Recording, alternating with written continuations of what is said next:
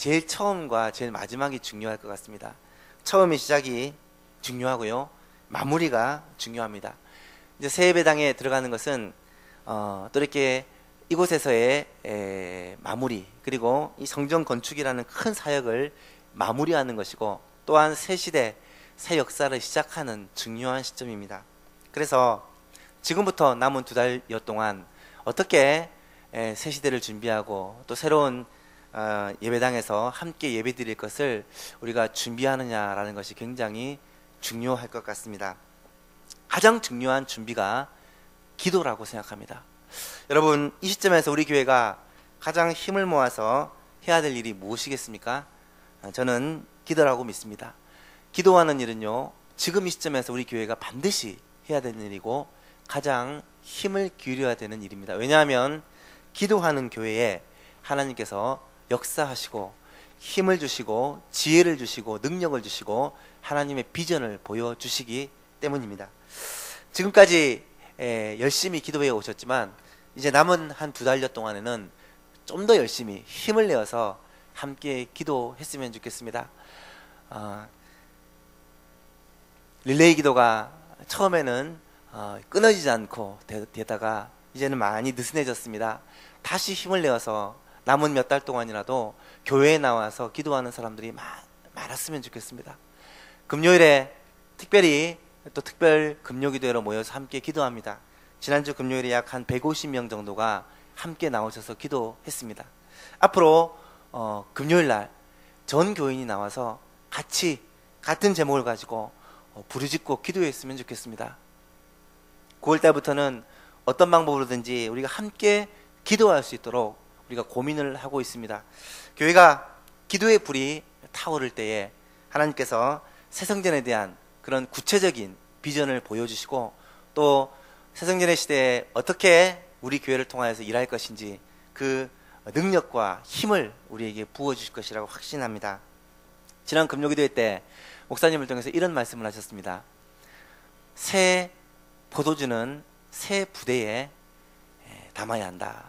새 포도주는 새 부대에 담아야 한다.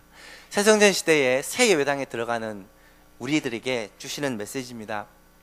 여기서 새 포도주를 새 부대에 담는다는 말은 우리의 어떤 모습을 변화시키는 것이 아니라 우리의 마음 자세, 우리의 생각과 우리의 삶을 변화시켜야 된다라고 말씀을 하셨습니다.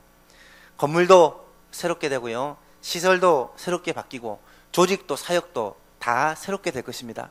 아마도 많은 그런 확장이 이루어질 것입니다. 하지만 그런 모든 것보다도 중요한 것이 바로 그 예배당에 들어가서 하나님 앞에 예배를 드리는 바로 우리들이라고 믿습니다. 우리들이 새 부대가 되어, 우리들이 새 사람들이 되어서 하나님 앞에 찬양하고 예배하고 하나님이 맡기신 사역들을 능력 있게 감당해낼 때 이 새성전의 의미가 비로소 살아난다라고 말을 할 수 있습니다. 하나님께서 이 새성전 시대에 이 많은 일들을 이루어 가실 때 바로 여기 계신 여러분들을, 우리를 통하여서 일하실 것입니다. 그렇다면 우리가 새 부대가 되어서 새로운 마음이 되어서 새로운 그러한 열정을 가지고 이 일을 해놔야 되겠다라는 마음들을 갖게 됩니다. 지난 5월이었던 것 같습니다. 갈렙을 통해서 우리가 청년정신이라는 내용으로 말씀을 살펴보았습니다. 갈렙이라는 사람은 14장에 그 내용이 나타나는데요, 청년의 정신을 가진 그런 사람이었습니다. 갈렙은 여호수아 빼고는 남바 2의 그런 위치를 가진 사람이었고, 누구도 갈렙의 그 권위와 갈렙의 그 기득권을 의심할 여지가 없었습니다. 그럼에도 불구하고 갈렙은 여러 가지 그런 토지 중에 가장 사람들이 싫어하는 헤브론이라는 강한 민족이 살고 있고 견고한 성읍이 있고 땅도 그렇게 좋지 못한 그 헤브론이라는 곳을 자원해서 선택을 합니다. 그리고 그곳에 살고 있는 안악 자손들, 거인들을 싸워서 무찌르고 그 땅을, 거친 땅을 개간하여서 그렇게 아름다운 토지로 만들어냅니다. 이것이 바로 갈렙의 청년 정신입니다. 다들 싫어하고 피하려는 일들을 스스로 자원해서 그것들을 이루어내는 그 정신, 이것이 바로 갈렙의 정신이었습니다. 뿐만 아니라 이 갈렙의 청년 정신은 한결같은 신실함이 있었습니다. 갈렙이 40살 때 12정탐꾼 중에 한 명으로 그 땅을 정탐했습니다. 그때 하나님께서 헤브론 땅을 보여주시면서 하나님을 믿고 신뢰하는 자에게 그 땅을 주시겠다라는 약속을 이 갈렙이 받았고, 그때부터 45년이 지난 85세가 된 이 시절까지 갈렙은 그 약속을 마음에 간직하고 있었습니다. 그 땅을 차지하게 되었을 때 하나님의 약속대로 그 땅을 내게 주실 것이다, 믿음을 가지고 하나님 앞에 서원했고 또 이 일을 행했다라는 것입니다. 한결같은 믿음의 사람, 신실한 신앙의 사람, 어쩌면 우리 가운데 정말 필요하고 소중한 사람이라고 생각합니다. 갈렙이 바로 그런 모습이었습니다. 저는 갈렙에 대해서 생각하면서 우리 대한교회에 있는 젊은이들 가운데, 지금 젊은이들 가운데 40년, 30년, 40년이 지났을 때 이 교회에서 한결같은 모습으로 하나님의 교회를 섬기고 또 한결같은 모습으로 그 신앙의 열정들을 가지고 있는 그런 청년들이 있다면 정말 귀하다라는 생각들을 해드렸습니다. 사실 여기 앉아 계신 장로님, 집사님, 권사님 가운데서도 20년, 30년 동안 이 교회에서 한결같은 모습으로 섬겨오신 분들이 많이 있는 걸로 압니다. 그런 모습을 하나님 보실 때 바로 갈렙과 같다라고 그렇게 평가하신다라는 것입니다. 14장에서 그런 가슴이 두근거리는 그런 말씀을 읽고 나서 15장, 16장, 17장으로 넘어오는데, 오늘 17장에서는 갈렙과는 너무나도 상반되는 한 무리의 사람들을 우리가 만날 수 있습니다. 그 사람들이 바로 요셉의 자손들입니다. 오늘 본문을 이해하기 위해서 잠시 이스라엘의 12지파를 좀 이해할 필요가 있는데요. 이스라엘에는 12지파가 있습니다. 야곱의 12아들이 12지파가 되어지죠. 루벤, 시몬, 레위, 유다 이렇게 해서 12명의 아들이 12지파를 이룹니다. 그런데 레위는 하나님께서 특별히 구별하셔서 12지파 안에 속하지 아니하고 하나님의 일을 위하여 따로 구별합니다. 그러면 이제 11명의 자녀가 남는 것입니다. 그런데 하나님이 요셉에게 복을 주셔서 요셉의 이 지파를 두 개로 나눕니다. 요셉의 두 아들 에브라임과 므낫세, 이 두 아들이 각각 한 지파씩을 얻게 되죠. 그래서 레위가 빠지고 요셉이 에브라임과 므낫세 지파로 나누면서 다시금 12지파가 그렇게 되게 됩니다. 이 12지파에 중심이 있습니다. 리더가 있습니다. 이 12지파의 리더는 유다 지파가 12지파의 하나의 리더였고, 또 에브라임 지파가 12지파의 하나의 리더였습니다. 유다 지파와 요셉의 자녀들, 이 두 핵심 세력들이 이 전체 12지파 중에서도 리더의 역할을 했다라는 것을 알 수 있습니다. 그래서 유다 지파의 족장이었던 갈렙이 이렇게 정탐꾼으로 갔었고요. 에브라임 지파의 족장이었던 여호수아가 그때 12 정탐꾼의 한 명으로 그렇게 갔습니다. 이 유다 지파와 에브라임 지파가 이 12지파 중에 중심이었습니다. 그런데 오늘 본문에 보니까 이 12지파 가운데 에브라임 족속과 므낫세 족속, 요셉의 자손들이 여호수아를 찾아오는 장면이 나타납니다. 먼저 이 여호수아의 전체적인 계율을 잠시 살펴보겠습니다.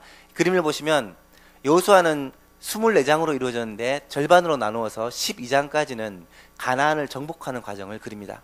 그리고 후반부 13장부터 24장까지는 가나안을 어떻게 분배하고 정착하는지를 보여줍니다. 그 중에서도 우리가 오늘 읽었던 17장은 13장부터 22장까지 가나안을 분배하는 그런 내용에 속해져 있습니다. 세 번째 칸이죠. 가나안을 분배하는 그 내용을 다시금 좀 세분해서 살펴보면 13장에서는 루벤, 갓, 므낫세 반지파에게 요단 동편에 있는 땅을 분배하는 장면, 이거는 민수기에 이미 약속했던 것이기 때문에 여호수아가 그 약속대로 분배를 합니다. 그리고 14장에 가면 갈렙이 헤브론을 달라고 여호수아에게 요구해서 받는 장면입니다. 15장에서는 갈렙이 갈렙이 속한 유다지파, 이 유다지파가 지파에게 땅이 분배되는 내용을 자세히 설명을 합니다. 16장과 17장은 요셉의 자손 므낫세 반지파와 에브라임, 므낫세 반지파는 이미 요단 동편의 땅을 얻었고요. 므낫세 반지파라는 말은 므낫세 지파의 절반을 의미합니다. 므낫세 지파의 절반은 요단 동편 땅을 얻었고 나머지 절반은 요단 서편에서 땅을 차지하고 그 다음에 에브라임 지파도 땅을 차지하게 됩니다. 그것이 16장과 17장의 내용입니다. 18장과 19장에서는 지금 언급했던 유다 지파, 그 다음에 요단 동편의 두 지파 반, 나머지 요셉 지파를 제외한 7지파가 땅을 분배하는 내용들이 나타납니다. 마지막으로 20장, 21장에서는 도피성부와 레위 자손들이 어떤 땅을 차지하는지, 그리고 22장에서는 이제 그 땅으로 파송하는, 요단 동편에 있는 지파에게 그 땅으로 파송하는 장면이 나타납니다. 이 중에서 오늘 17장의 내용은 요셉 지파에게 땅을 분배하는 마지막 부분이라고 말할 수가 있습니다. 이 내용들을 쭉 보면서 우리가 한번 꼭 생각해 보아야 되는 것이 있습니다. 하나님은요, 모든 지파에게, 모든 사람들에게 골고루 똑같이 관심을 가지고 있는 게 아니다라는 것입니다. 여러분, 우리 하나님은 한 사람 한 사람에게 사랑과 은혜를 베푸십니다. 관심을 가지고 계십니다. 하지만 하나님은 모든 사람을 동일하게 보시고 동일하게 은혜를 베푸시고 동일하게 사용하시는 것은 아니다라는 것을 우리가 깨닫게 됩니다. 이 성경을 읽으면서도 어떤 지파는 굉장히 자세하게 다루고 또 어떤 지파는 그냥 슬렁슬렁 지나가는 것처럼 느껴집니다. 하나님 나라에서 하나님이 역사하시고 일을 하실 때 보면 모든 사람을 공평하게 똑같이 하나님께서 사용하시는 것이 아니다라는 것을 우리가 깨닫게 됩니다. 무슨 말입니까? 하나님의 뜻과 하나님의 계획에 순종하고 헌신하는 사람들을 통해서 하나님은 일해 가십니다. 그 사람이 어떨 때는 아주 소수일 수 있고 어떨 때는 다수일 수 있지만 하나님은 하나님의 뜻과 계획에 순종하고 헌신하는 사람들을 통해서 일해 가신다는 것입니다. 그 사실은요, 오늘날에도 다르지 않습니다. 하나님께서 우리 대한교회를 통하여서 하나님의 꿈과 역사를 이루어 가실 건데요, 과연 하나님께서 이 대한교회에서 누구를 들어쓰셔서 일을 하실까? 모든 사람을 다 들어쓰시지는 않을 것입니다.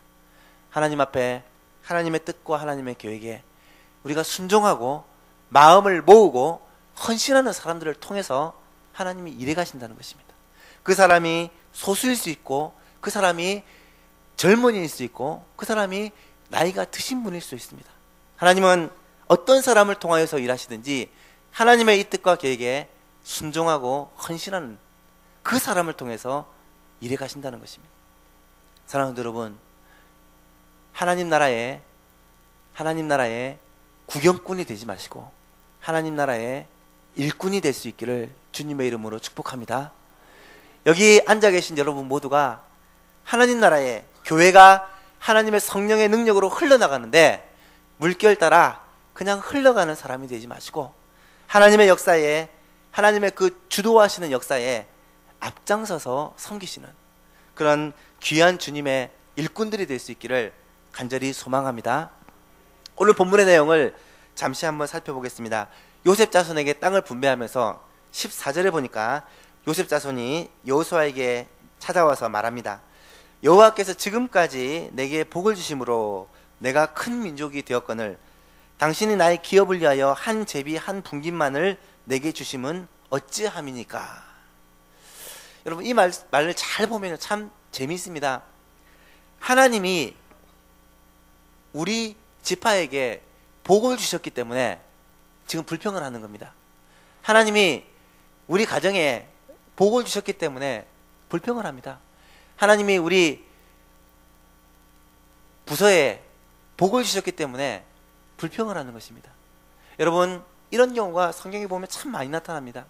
하나님께서 이스라엘 예루살렘 교회에 많은 복을 주셨기 때문에 교회에 문제가 생깁니다. 왜요?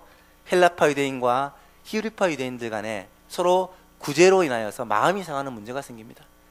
교회에 하나님이 복을 주셔서 부흥이 일어나고 성도들의 삶에 하나님이 복을 주셔서 삶의 사업에 산업에 가정에 복을 받게 되면 그것으로 인하여서 문제가 생기고 그것으로 인하여서 불평불만을 하는 경우가 많이 있다는 것입니다. 잘 생각해 보면요, 우리가 불평불만하는 것 중에 하나님이 복 주셨기 때문에 우리가 불평하는 경우들이 꽤 많이 있습니다. 사랑하는 성도 여러분, 하나님이 복 주신 것은요 감사할 일이지 불평할 일이 아닙니다. 이 요셉 지파는 하나님이 복 주셔서 요셉 지파를 강한 민족으로 만들어 주셨는데, 근데 우리가 그에 맞는 대우를 받지 못한다라고 여호수아 앞에 찾아와서 불평을 하는 것입니다. 과연 이 요셉 지파가 그에 합당한 대우를 받지 못했느냐? 여러분, 요셉 지파가 받은 땅을 잘 살펴보면요, 다른 지파에 비해서 굉장히 많은 땅을 받았습니다. 에브라임 지파가 받은 땅은 면적은 넓지 않지만 가장 알토론 같은 땅을 받았고요. 므낫세 지파 같은 경우는 요단 동편에서도 땅을 받았고 요단 서편에서도 굉장히 넓은 땅을 받았습니다. 그럼에도 불구하고 에브라임과 므낫세 지파가 여호수아에게 찾아와서 우리 땅이 좁다, 왜 우리는 이것밖에 안 주냐? 라고 불평불만을 했더라는 것입니다. 왜 그랬을까? 왜 그랬을까? 물론 남의 떡이 커 보입니다. 내가 받은 게 다른 사람보다 부족해 보이는 게 사람들의 인간적인 생각이죠. 하지만 이 므낫세 지파, 에브라임 지파에게는 무슨 생각이 있었냐면, 바로 여호수아가 에브라임 족속이기 때문에, 여호수아가 우리 족속에서 배출한 지도자이기 때문에 좀 그 덕을 보자라는 그런 생각이 분명히 깔려 있을 것입니다. 혈연과 지연을 이용해서 조금이라도 이득을 보기 위해서, 지금 땅이 분배되고 나면 더 이상 땅은 바꿀 수 없기 때문에 지금 조금이라도 더 넓은 땅을 차지하자, 이런 의미로 여호수아를 찾아가서 지금 항의를 하는 것입니다. 여러분,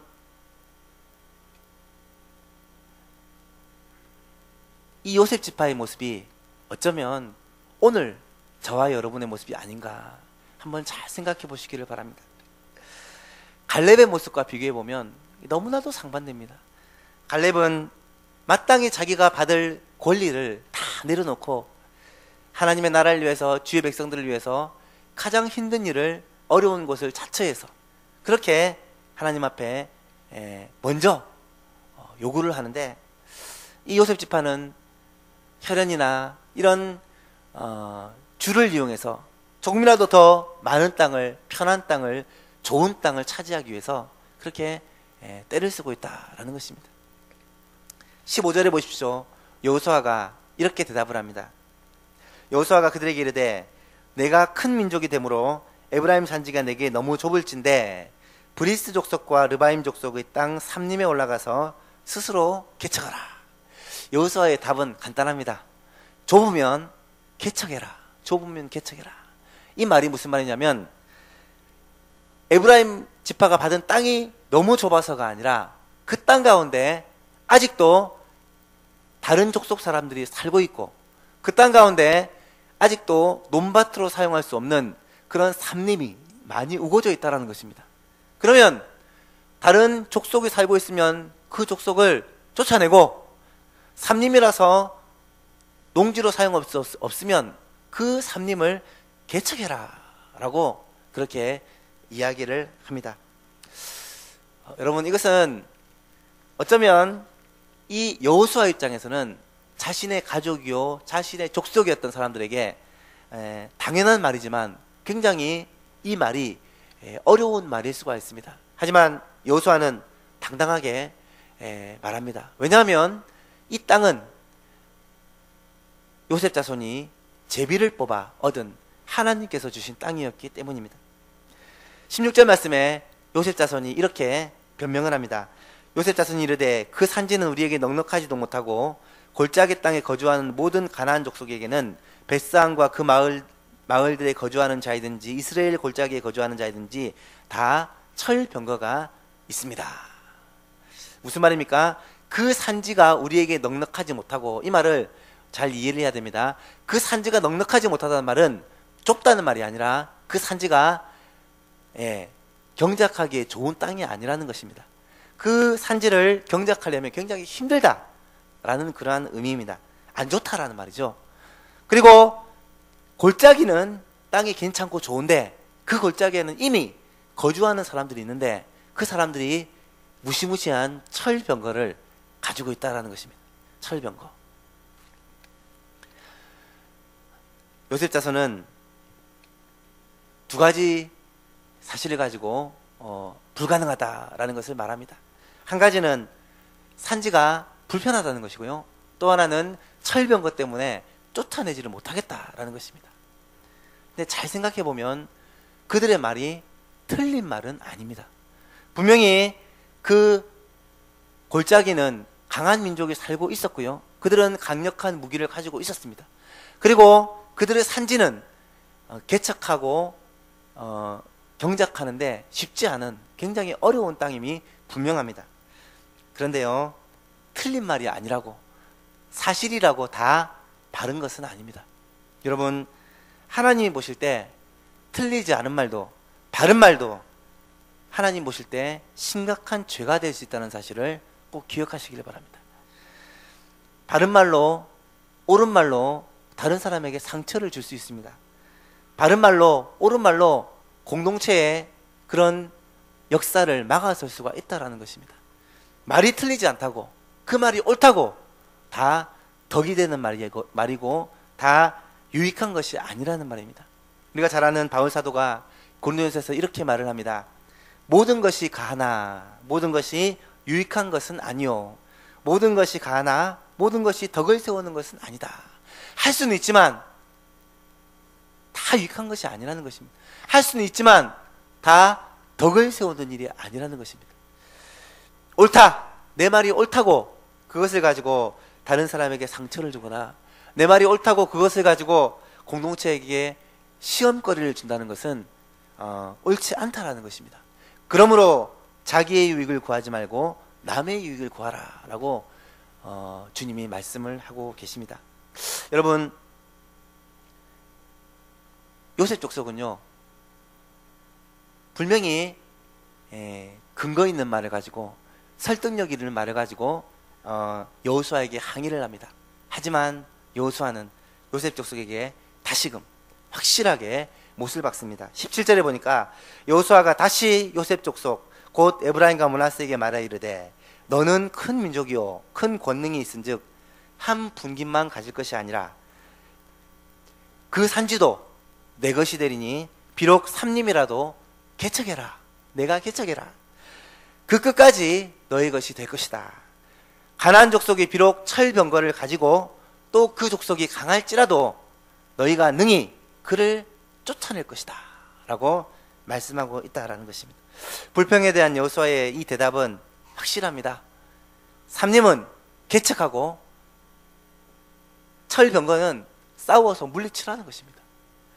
우리 가운데 힘들고 어려운 일이 있으면 개척하라는 것이고요, 막아서고 우리를 대적하는 사람이 있으면 물리치라는 것입니다. 이것이 갈렙의 여호수아의 확실한 대답입니다.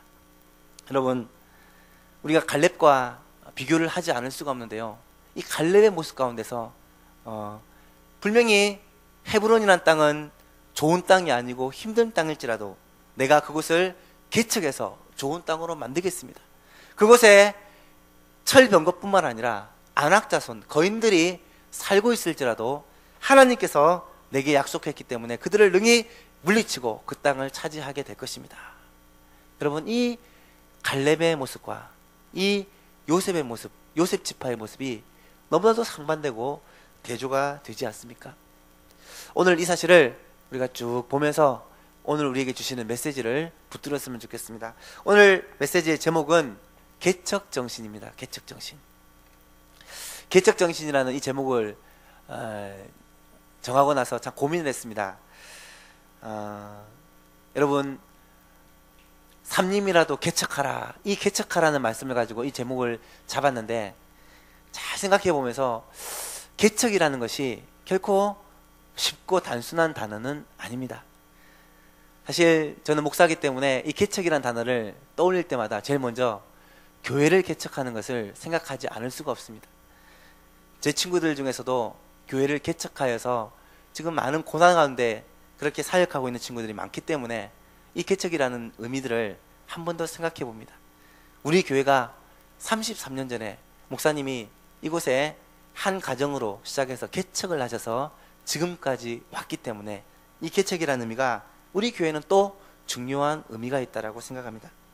그런데요, 새성전 시대를 앞두고 이제 새 예배당에 입당하는 이 시점에서 우리 교회에 또 하나의 주신 하나님의 말씀이, 하나님께서 우리에게 새 부대를 준비하라고 말씀하시는데, 우리가 준비해야 될 이 새 부대가 무엇이냐?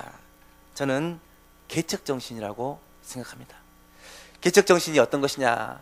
오늘 잠시 말씀을 가지고 세 가지를 생각해 보고자 합니다. 첫 번째는요, 개척정신은 같이 읽겠습니다. 시작. 공짜 좋아하지 말고 실력으로 승부해야 합니다. 왜 갑자기 이런 제목이 나왔는지 한번 생각해 보시기 바랍니다. 공짜 좋아하지 말고 실력으로 승부를 해야 합니다. 여러분, 우리나라는요, 세상의 모든 나라 가운데서 제일 독특한 특징이 공짜를 참 좋아합니다. 옛날 말에 공짜라면 뭐도 마신다고 하던가요? 예, 공짜를 그렇게 좋아합니다. 요셉 자손이 여호수아가 자기 지파 출신이기 때문에 여호수아에게 가서 좀 덕을 보기 위해서 좋은 땅을 요구를 하는 것입니다. 여러분, 노력해서 얻지 않는 것은요, 그것이 결코 온전히 자기 것이 될 수 없다는 것은 여러분이 잘 알고 계실 것입니다. 왜요? 그것이 하나님의 질서요 법칙이기 때문에. 하나님은 뿌린 대로 거두고 심은 대로 얻게 하는 것이 하나님의 법칙입니다. 그래서 노력하지 않고 그냥 얻은 것은요, 그것이 오히려 화근이 될 가능성이 굉장히 많습니다. 엊그젠가 뉴스에 보니까 외국의 어떤 한 소녀가, 17살짜리 소녀가 첫 번째로 복권을 샀는데 17억에 당첨이 되었다고 합니다.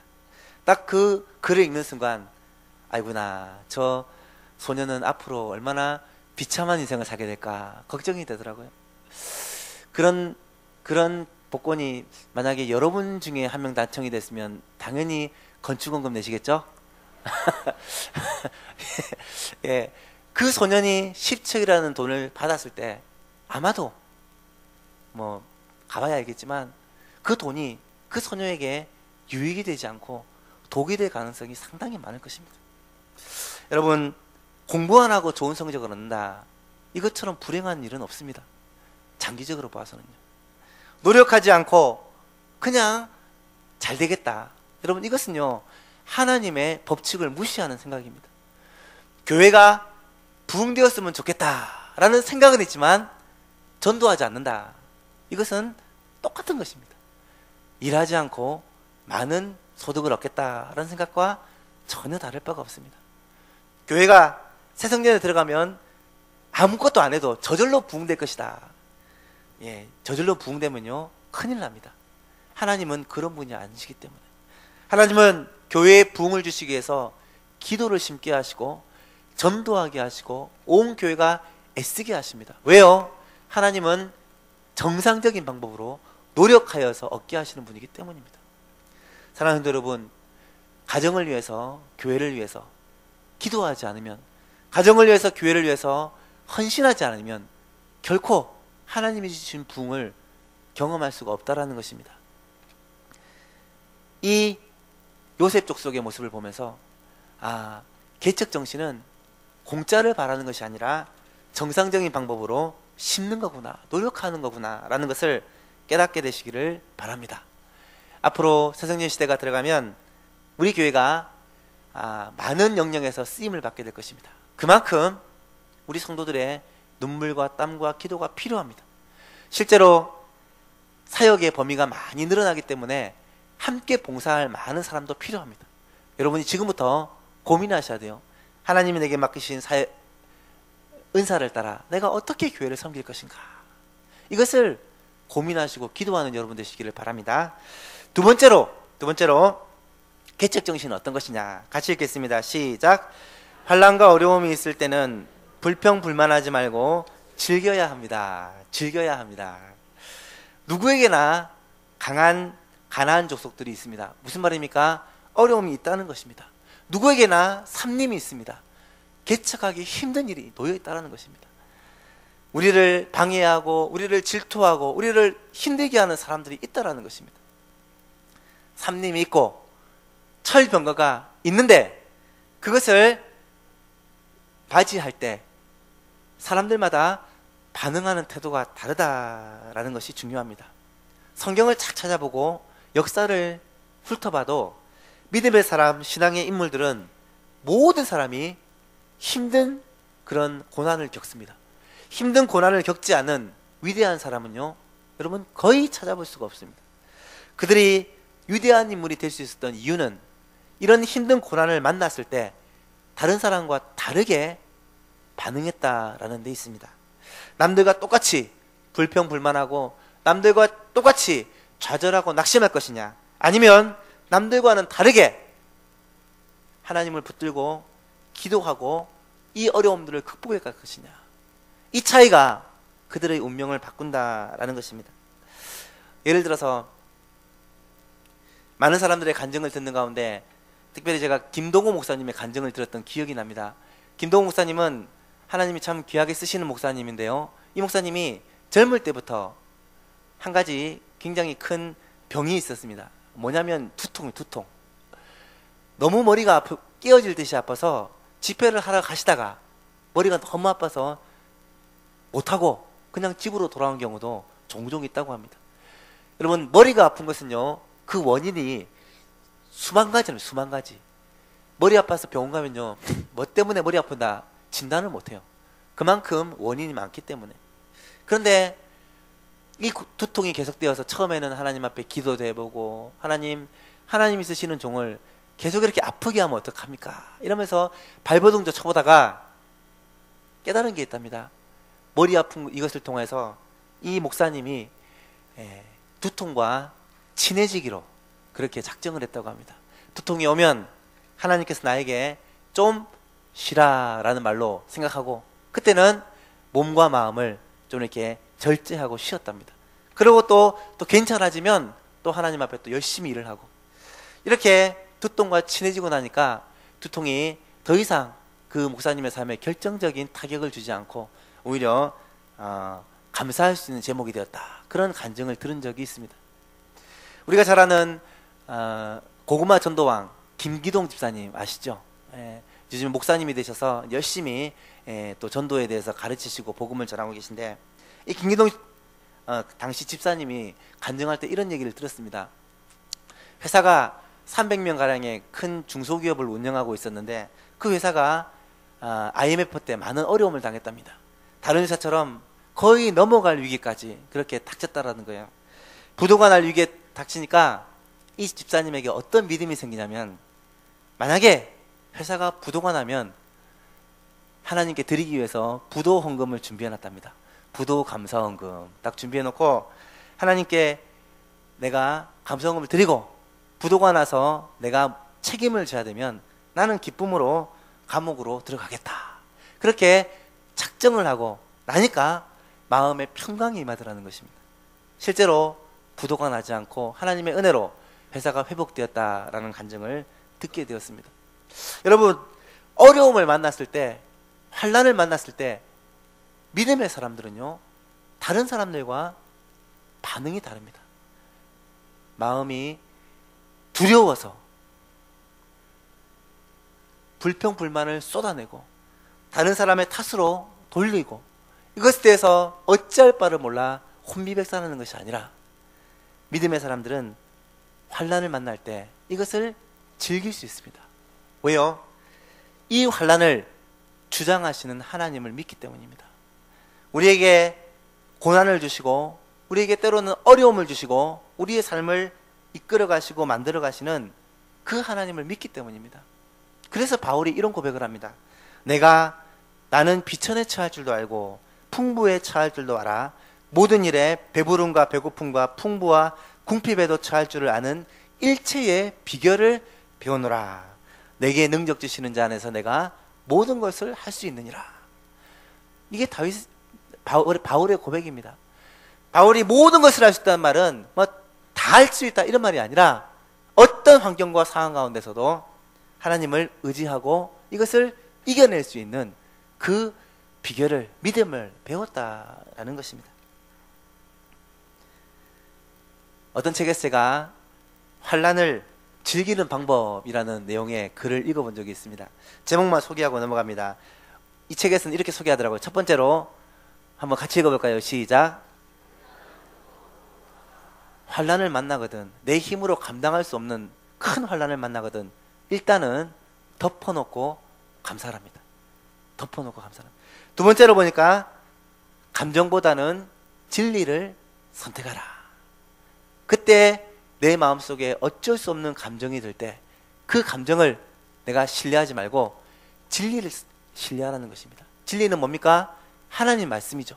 하나님 말씀 가운데 특별히 고린도전서 10장 13절은 이렇게 말씀합니다. 같이 읽어볼까요? 시작.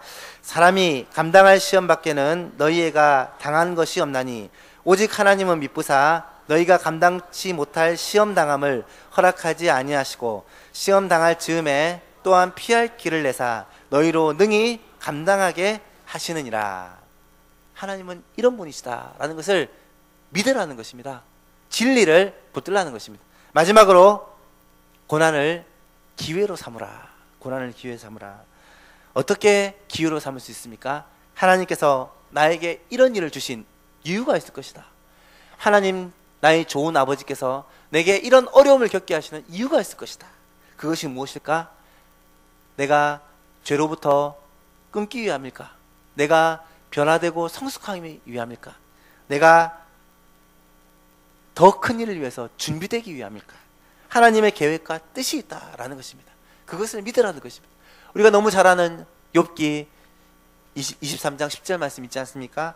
그러나 내가 가는 길을 오직 그가 하시나니 그가 나를 단련하신 후에는 내가 순금같이 되어 나오리라.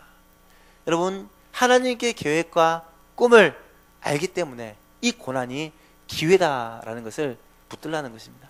그러면 즐길 수 있습니다.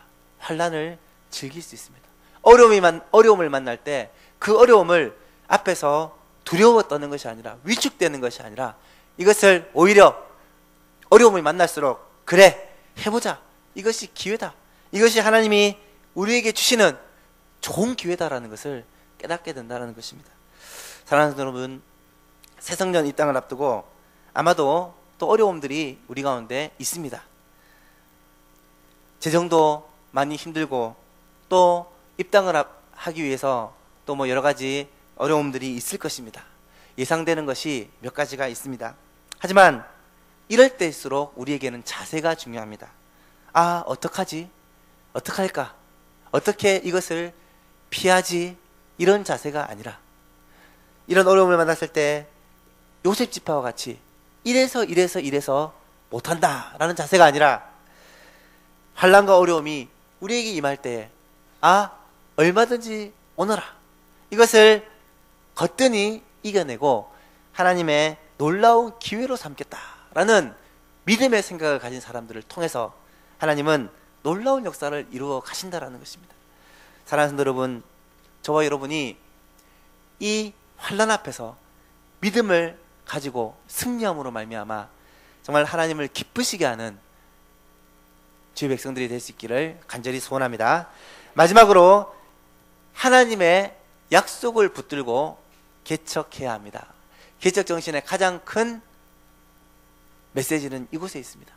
어떻게 우리가 개척 정신을 가지고 승리할 수 있느냐? 아무리 환난을 즐기고 하나님의 그 일을 이루어 간다 하더라도 우리의 열심만으로는, 우리의 의지만으로는 되지 않습니다. 어려움을 만날 때 내가 이겨내야지. 누구나 그런 생각을 하지만 그럴 힘이 우리 가운데 없다라는 것입니다. 실제로 어려움들이 계속되면요, 한 번, 두 번은 이겨나가다가 나중에는 지치고 맙니다. 인간이기 때문에. 그런데 우리에게 지속적으로 힘을 주고 우리로 하여금 이것을 가능케 하시는 분이 계신데, 그분이 우리 가운데서 역사하시는 성령님이요, 어떻게 이것을 가능케 하느냐? 하나님의 약속을 붙들 때 가능하게 하신다라는 사실입니다. 하나님은요, 약속을 주십니다. 하나님은 약속을 주십니다. 오늘 본문 18절을 보십시오. 18절에 보면 요셉 자손에게 여호수아를 통해서 무엇라고 말씀하신지를 보십시오. 18절 말씀 같이 한번 읽겠습니다. 시작. 그 산지도 내 것이 되리니 비록 삼림이라도 내가 개척하라. 그 끝까지 내 것이 되리라. 가나안 족속이 비록 철병거를 가졌고 강할지라도 내가 능히 그를 쫓아내리라 하였더라. 아멘.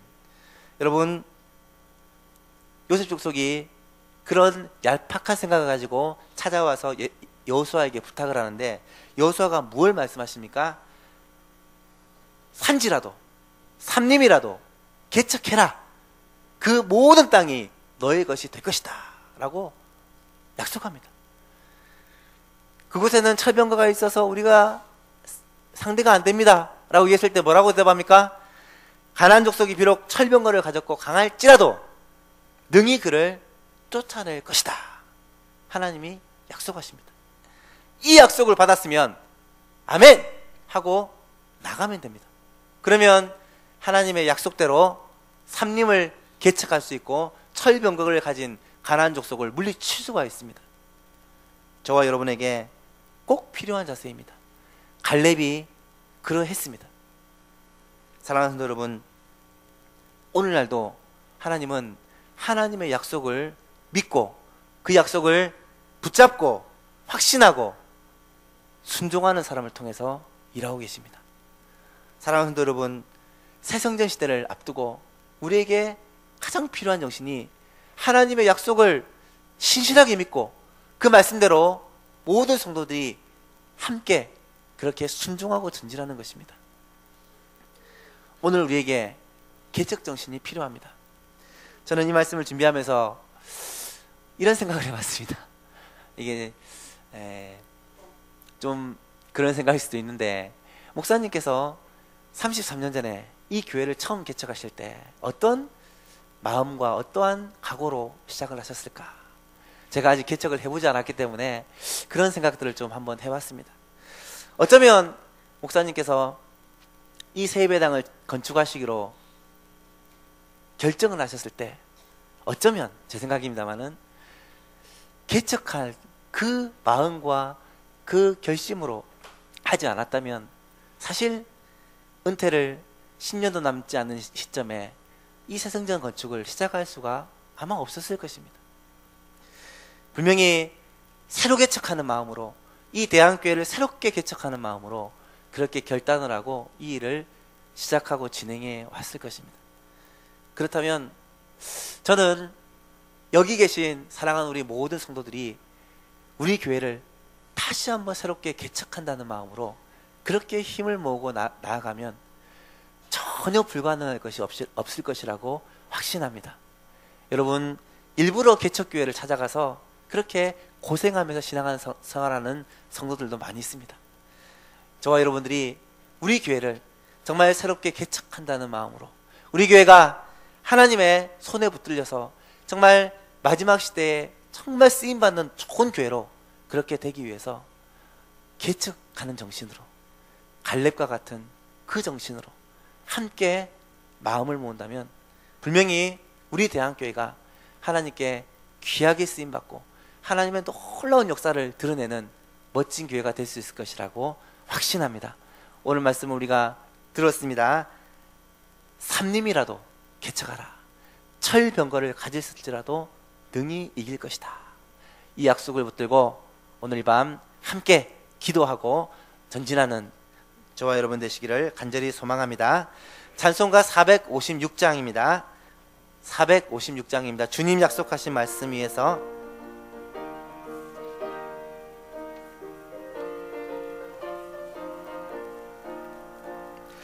주님 약속하신 말씀 위에서 영원토록 주를 찬송하리라. 소리 높여 주께 영광 돌리며 약속 믿고 굳게 서리라. 굳게 서리. 영원하신 말씀 위에 굳게 서리. 굳게 서리. 그 말씀 위에 굳게 서리라. 주님 약속하신 말씀 위에서 세상 염려 내게 엄습할 때에 용감하게 힘써 싸워 이기며 약속 믿고 굳게 서리라. 굳게 서리. 영원하신 말씀 위에 굳게 서리. 굳게 서리. 그 말씀 위에 굳게 서리라. 주님 약속하신 말씀 위에서 영원하신 주의 사랑 힘입고 성령으로 힘써 싸워 이기며 약속 믿고 굳게 서리라. 굳게 서리. 영원하신 말씀 위에 굳게 서리. 굳게 서리. 그 말씀 위에 굳게 서리라. 주님 약속하신 말씀 위에서 성령 인도하는 대로 행하며 주님 품에 항상 안식 얻으며 약속 믿고 굳게 서리라. 굳게 서리. 영원하신 말씀 위에 굳게 서리. 굳게 서리. 그 말씀 위에 굳게 서리라. 오늘 주신 말씀을 생각하면서 같이 한번 기도했으면 좋겠습니다.